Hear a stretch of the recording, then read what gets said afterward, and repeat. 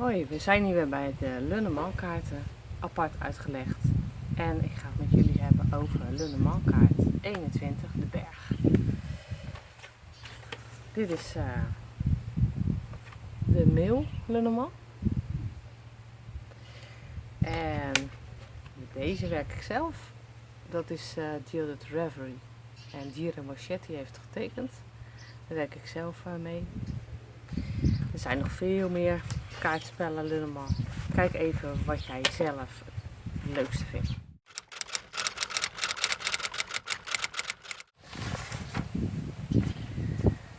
Op de kaart van de berg zijn bergen te zien. De voorste is extra groot uitgebeeld. In een landschap met hier en daar een paar dennenbomen. Met een lucht van helder blauw met een witte streep van wolken. Zie je? De berg. Nou, waar gaat de berg over? Heel veel mensen denken als ze de berg trekken: het gaat mis, er is een blokkade, het gaat niet zoals ik wil. Maar in feite kan het zijn dat er een blokkade is, maar wordt het juist duidelijk en is het een leerdoel voor jou om te kijken van hoe kan je het anders aanpakken, zodat je weer goed verder kan. Daar gaat het dan meestal om. Nou, ik zal je vertellen. Ik zal nog even vertellen wat hier staat. Dat is namelijk medaillon, hè. Dus als je hiermee werkt met de Lunneman, dan zie je hier de medaillon staan. Klaver 8, zoals je ziet. Zwarte kaart. Duidelijk natuurlijk. Hier, kijk maar. Het is een gematigd negatieve kaart. De berg wordt niet gebruikt als persoonskaart. Nou, ik ga even het onderscheid maken tussen zeer positief, gematigd positief of gematigd negatief. En gematigd negatief betekent dat als de kaart is op zich wel wat zwaarder en mochten er dus wat zware kaarten omheen liggen, dan is deze kaart ook wel zeg maar wat zwaarder of nog zwaarder. Mochten er nog positieve kaarten omheen liggen, bijvoorbeeld met een 36 legging of wat dan ook. Of hoeven ook geen 36 legging te zijn, kan ook wel minder zijn. En deze liggen daar gewoon wat meer positievere kaarten omheen, zoals de zonne of het huis. Dan wordt deze kaart ook wat positiever. Nou goed, wat ik al zei, hè, de berg staat voor obstakels, problemen, gedoe-toestanden, niet vooruit kunnen komen, letterlijk vastzitten als een blok. Als je bijvoorbeeld een rivier die stroomt, gaat heel makkelijk, past zich aan. En een berg, ja, die is er, die blijft staan en die komt helemaal geen moer, zeg maar, verder. Nou, wat natuurlijk ook voor kan staan, is het voor het heel zwaar inzien. In ieder geval, je komt niet vooruit op het moment en je denkt van, hoe kan ik het anders doen? Dit is geen reading, hè? Dit is gewoon een uitleg van wat de kaart op zich betekent. Nou, wat ook kan, is dat je te maken krijgt met tegenwerking. Van iemand, van je werk, van je relatie, van vrienden. Maakt niet uit. Het is gewoon een tegenwerking. Iets gaat niet goed. Wat hij ook vaak voor staat met relatieleggingen, als ik hem trek, is dat als ik de blokkade trek, dat hij ook kan staan voor wat in het verleden is gebeurd. En dat mensen daar moeilijk mee kunnen dealen. Zoals nu, als ze bijvoorbeeld nu weer een relatie hebben, dat eigenlijk de relatie op zich goed is. Of dat ze voor een veel betere relatie hebben gekozen dan eerst. Dus in principe kunnen ze dat gewoon heel positief zien. En gewoon, ik heb geleerd van hoe ik het beter niet wil en hoe ik het beter anders kan doen. En zoals ik het zelf ook echt wil. Maar dat op een of andere manier zien mensen dat niet. Het kan ook zijn dat de ander het niet ziet. Dat je dat doorkrijgt en dat dan die blokkade bij die ander is. Omdat hij eigenlijk denkt van dat deze relatie nog steeds is zoals ook die vorige relatie was. Wat vaak dus niet zo hoeft te zijn. Kan natuurlijk overigens wel dat je weer voor dezelfde type persoon kiest. Omdat je toch die leerdoel of dat leren nog niet dat het nog geleerd moet worden en dat je dat nog niet onder de knie hebt. Kan natuurlijk ook. Ik bedoel, dat is het leven. Oké. Nou. Wat het ook is, en dat is op zich wel grappig, dat het ook kan gaan om een letterlijke blokkade. Dus bijvoorbeeld dat je geblokkeerd wordt op Facebook. Zou die zelfs kunnen gaan staan, weet je, want het is zoiets eenvoudigs. Oh, een blokkade, ja, op Facebook. Wat? Dus dat kan ook, hè. Houd in je achterhoofd, wat is je vraag, enzovoort, enzovoort. Nou, in ieder geval, er zijn obstakels. Je kan er omheen draaien, nee, er zijn gewoon obstakels. Oh, je maakt je grote zorgen, kan die ook verstaan. Zeker als je met de muizen staat, dan is het piekeren, angst, hele grote zorgen maken. Dus een grote hindernis op het moment, wat ik al zei, iets waar je doorheen moet. Ja, moet. Ik vind een woordje moeten altijd zo. Klinkt niet best, laat ik zo zeggen. Woordje moeten, dat stoppen we even in de kast. Het is meer gewoon mogen inzien dat je mag veranderen, weet je wel. Dat het tijd wordt dat je verandert. Omdat als je niet verandert, dan kom je niet verder. Het leven bestaat gewoon constant uit verandering. En als je daar meedoet, ben jij degene, zeg maar, de voetballer.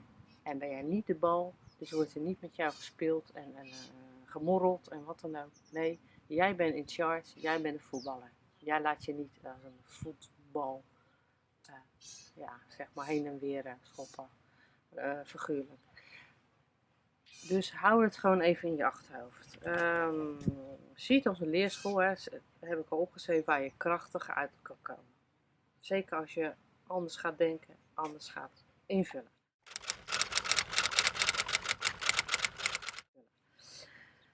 Andersom, kan ook. Nou, als je met de andersom kaarten werkt, werk je er niet mee en er liggen heel veel positieve kaarten omheen, dan geldt hetzelfde voor wat ik nu ga zeggen. Stabiliteit. Bam. Je hebt een partner gekozen. Bam. Is goed voor je. Bam. Jij zit goed in je vel. Perfect. De problemen zijn opgelost. Eindelijk. Lekker. We kunnen weer verder.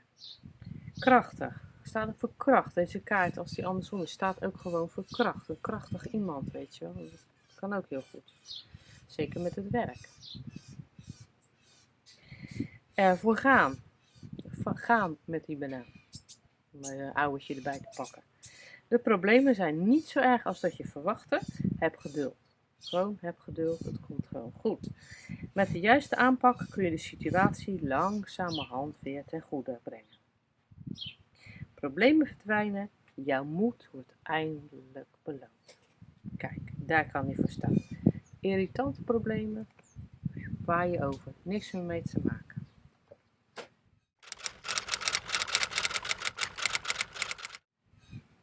Dat is kaart nummer 21, de berg. Eigenlijk alleen maar een leerschool, een leerdoel.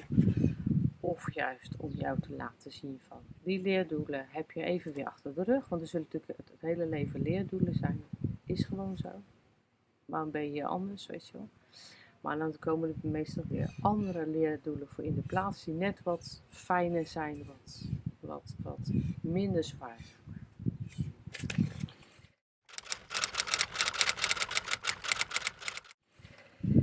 Nou, de berg in je dagelijks leven. Berg in je dagelijks leven. Welke blokkades heb je? Dat kan je jezelf afvragen. Welke blokkades zijn er? Schrijf voor jezelf op waaraan je denkt van hier kan ik aan werken. Schrijf voor jezelf gewoon op de voor- en de tegens. Bijvoorbeeld, stel je voor, je wil veranderen. Je wil veranderen en je denkt ja, maar hoe ga ik veranderen? Hoe gaat dat in zijn werk? Nou, ten eerste, goed nadenken, wil ik veranderen? Wil ik echt veranderen? Ben ik er echt aan toe? Als je er echt aan toe bent, dan ga je de voor- en de nadelen van het onderwerp dat je wil veranderen, ga je tegen elkaar zetten. Om te kijken of je echt wil veranderen. Hè. Zijn er meer nadelen dan voordelen? Dat moet je niet doen. Zijn er meer voordelen? Kan je veranderen? Niets staat in je weg. En je gaat gewoon kijken, wat zijn de voordelen? Geloof erin. Tweede punt is geloof erin. Zonder angst, zonder ja, maar ik kan het niet. Ja, maar die staat achter de deur, want daar heb je niks aan. Want dat brengt je gewoon niet verder. Absoluut niet verder. Zo moet je gewoon een beetje een risico nemen. Gewoon een risico in het leven, zodat je weer vooruit komt, zodat je weer die stap kan maken. Het kunnen ook kleine stapjes zijn, maar je kan ook in één keer een heel groot risico nemen. Dus kijk voor jezelf hoe het eraan voelt. Maar probeer het gewoon en zie het ook niet als nederlaag, mocht het niet in één keer lukken. Altijd trots op jezelf zijn en jij hebt het eenmaal gedaan, weet je wel. Dus kijk voor jezelf wat je ervan vindt. Nou ja, oké. De bergen in je dagelijks leven. Dus kijk welke blokkades heb je. En wat kun je gaan doen om deze te doorbreken, wat ik al zei. Zie het leven met al zijn ups en downs. En zo. En weet dat het weer goed kan komen. Zeker als je je goed hebt voorbereid. Dat er nu tijd is om te focussen op hoe je het wel wilt hebben. Dus hoe wil jij het hebben? Ga met deze tegenslag om. Bewust. Word er je bewust van. Bedenk wat wil je graag en schrijf het op. Ga niet doemdenken, want dat lost gewoon geen ene bal op. Dus ga alsjeblieft niet doemdenken. Maar denk in de wet van de aantrekkingskracht. Nou, we hebben dus dat boek gekocht. Volgens mij heb ik het de vorige keer over gehad. Van Esther en Jerry Higgins. Een goudkleurig boek. Wet van de aantrekkingskracht. Daarin staat, nou ja, goed, sowieso het manifesteren wat je kan doen. Maar wat er echt bij staat is zonder angst. Zonder dat je denkt dat het niet lukt. Nee, het lukt gewoon. Wat wil je? Je manifesteert het. Je manifesteert het, zet er voor en tegens op een rijtje. En daarna ga je er ook echt iets mee doen. Dus je gaat daadwerkelijk, je gaat niet achterover leunen in je stoel. Oké, ik heb gemanifesteerd. Oké. Nee. In die zin, dat als je bijvoorbeeld hebt gemanifesteerd van dat je graag een relatie wil, ga je voor jezelf visualiseren. Hoe ziet die eruit? Kan gewoon. Wat wil je? Wat zijn zijn goede eigenschappen? Wat wil je pertinent? Nee, alleen maar wat zijn zijn goede eigenschappen? Je kan zelfs ervoor kiezen van, heb ik gehoord dat dat dus werkt? Heb ik gelezen dat dat werkt? Dus dat je bijvoorbeeld zegt van, bijvoorbeeld je huis. Je richt je huis alvast in alsof jouw partner, die je nog niet hebt, al met jou samenwoont. De koelkast, bijvoorbeeld extra biertje erin. De kapstok, dat je die goed uitruimt en alleen neerlegt. Echt de jassen die er echt toe doen, zeg maar. De rest dat je die even opbergt. Maar ook ruimte laat voor een jas of 2 voor jouw toekomstige relatie. Zou je zeggen, oh belachelijk. Maar je kan ook zeggen, hé, dat is grappig. Doe er gewoon je voordeel mee. Kijk of het iets voor je is.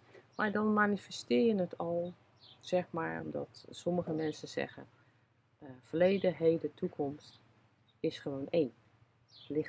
Is gewoon één. Staat op hetzelfde moment. Nou ja, ik kan denken van, maakt niet uit. Ga het gewoon doen, weet je wel, als het voor jou goed voelt. Nou, ik ga weer even verder lezen. Even kijken hoor.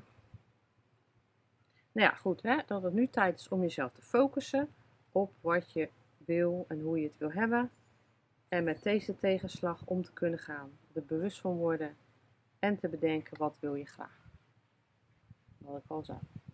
Schrijf voor jezelf op papier, komt-ie, hoe je het graag wilt en wat je precies wilt. Kan met werk te maken hebben, relatie, wat dan ook. Ga niet doemdenken, want dan gaat het niet. Maar denk als in de wet van de aantrekkingskracht. Als jij manifesteert en er echt in gelooft dat het gaat gebeuren en zo specifiek mogelijk, positief mogelijk en dat je ook zo positief mogelijk bent. En wees dankbaar voor wat er al wel op je pad is gekomen, want manifestatie is dit. Dankbaarheid is dit en het is echt één. Je manifesteert wat je nog niet hebt en je bent heel dankbaar voor wat je al hebt, als het leuke dingen zijn natuurlijk. Want dat gaat wel samen. En zonder angst.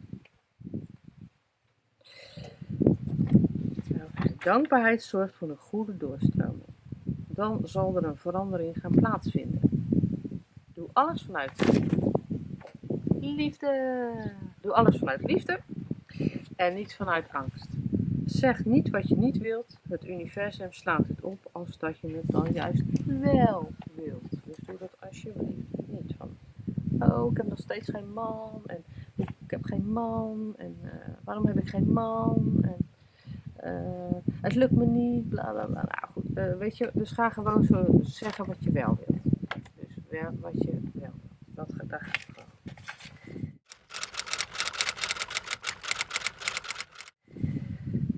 Nou, tip.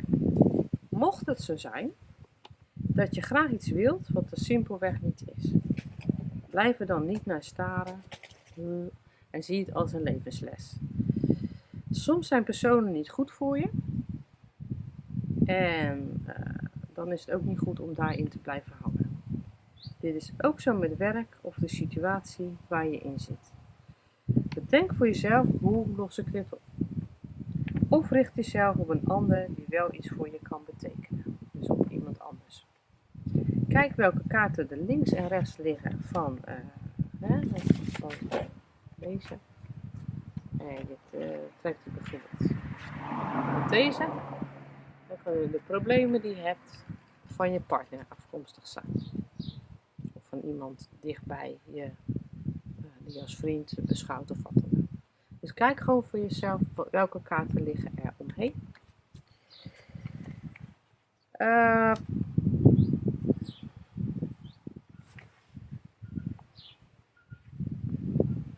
Bedenk dat het voor nu moeilijk kan zijn, maar dat de zon weer gaat schijnen. Noem elke avond, dat heb ik volgens mij vorige keer al gezegd, doe ik zelf altijd sinds 2 maanden ongeveer. Elke avond noem ik op 10 dingen waar ik die dag echt heel erg blij van werd, of wat me opviel, of waar ik een goed gevoel over krijg. Het kan iets heel kleins zijn, van een vogeltje wat zingt, of de zon die schijnt, of gewoon een vriendin, wat heel erg leuk is, en een vriendin die langskomt. Of je hebt gewoon, ik zeg maar wat, in de loterij iets gewonnen. Of je hebt ander werk, dus dat zijn de grotere dingen van het leven.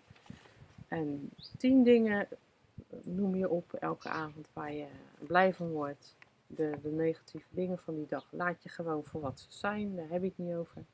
Dan zal je merken dat er ook in je hersenen echt een verandering van synapsen, even moeilijk woord,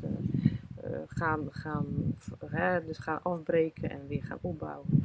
En je zou ook merken dat je minder gaat piekeren. In ieder geval niet meer de hele dag en constant. Wat ik dus zelf wel deed, altijd.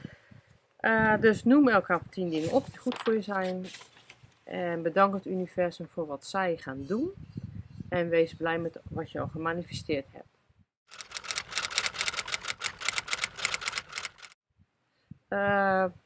Nou, oké. De berg.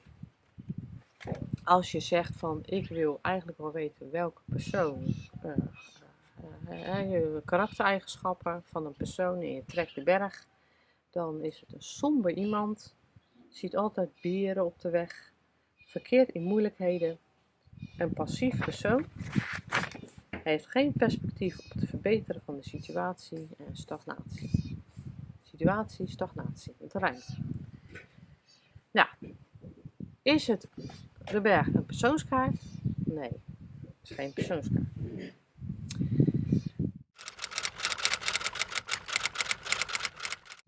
Denk je van, ik wil werk en ik weet helemaal niet wat bij me past. En je trekt, nou meestal weet je wel wat bij je past. Of heb je wel enig idee, maar stel je voor, je hebt helemaal geen idee. Wat voor werk past bij je? Het werken als juwelier of verkoopster bij een juwelierzaak. Dan interpreteer je de kaart als een steen, zeg maar. Hè? Zoals als een robijn of wat dan ook, als een steensoort. Kijk maar. Werken met stenen en mineralen. Dat kan ook. Bijvoorbeeld in een spiritueel winkeltje werken. Dat kan ook een hele andere kant op. Stratenmaker, beeldhouwer of in de mijnen werken. Maar ja, dat is een beetje ouderwets in Nederland. Heel ouderwets in Nederland, maar op zich. Probleemoplossend en conflictbestrijdend in het werk.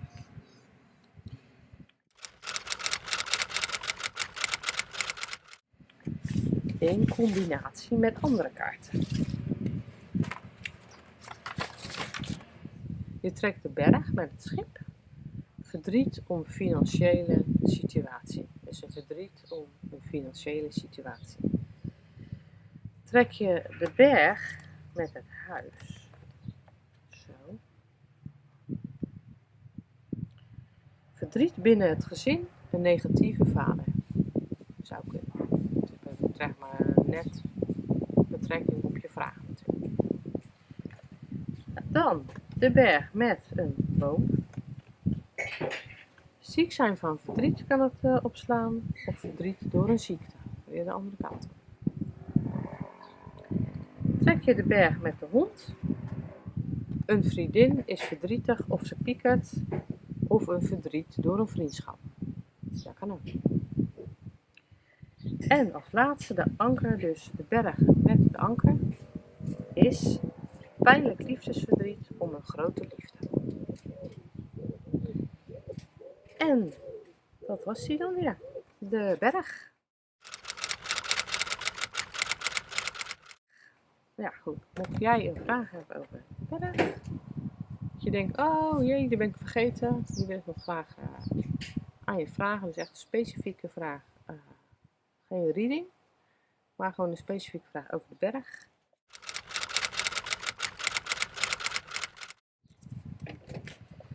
Het kan ook zijn dat je denkt, nee, ik heb geen vraag over de berg. Move over berg. Ik heb een vraag over de volgende kaart die ik ga bespreken met jullie. De weg. Dat kan ook, dat je denkt, ja, daar heb ik een vraag over.